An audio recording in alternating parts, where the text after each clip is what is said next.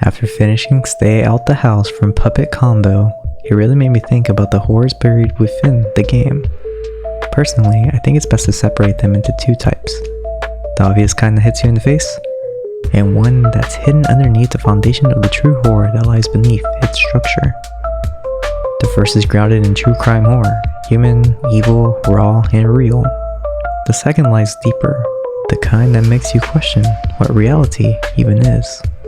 Inside the house, the terror begins long before we even meet the killer.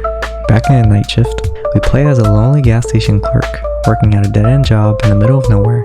The lights hum, the roads are empty, and the silence feels too heavy to ignore. During her shift, strange things start happening.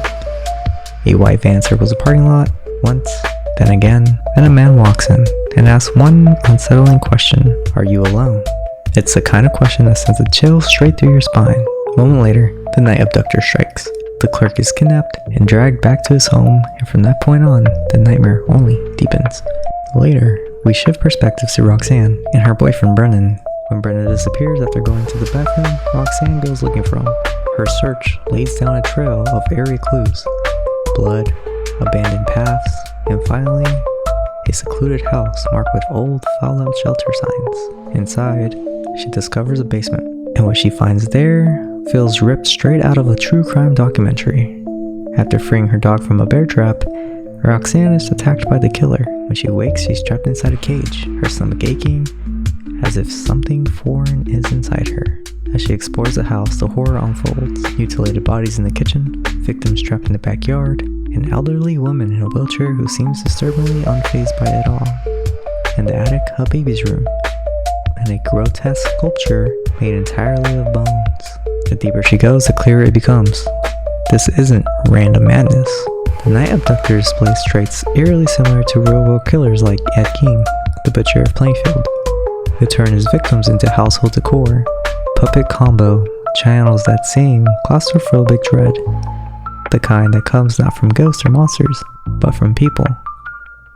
Yet as disturbing as that is, the true horror of the house still lies beneath it all. Just when you think Stay Out the House can't get any deeper, it does.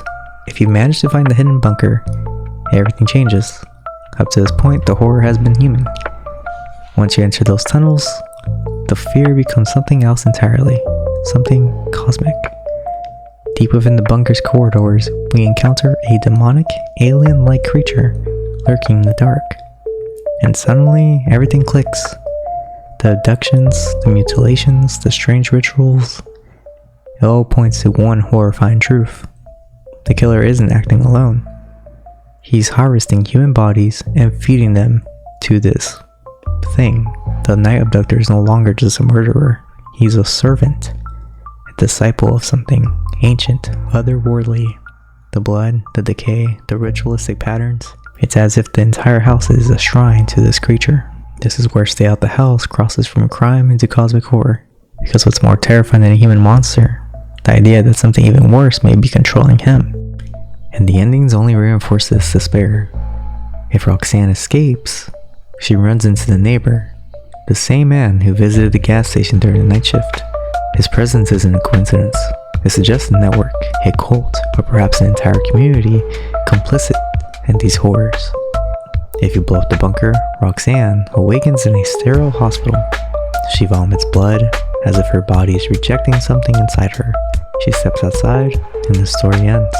No peace, no closure, only the lingering sense that whatever lived beneath that house is now living inside of her. By the end, Stay Out the House leaves us with one horrifying conclusion: the real evil isn't just the killer or the creature. It reminds us that sometimes what lies beneath the floorboards is far worse than what walks the halls above.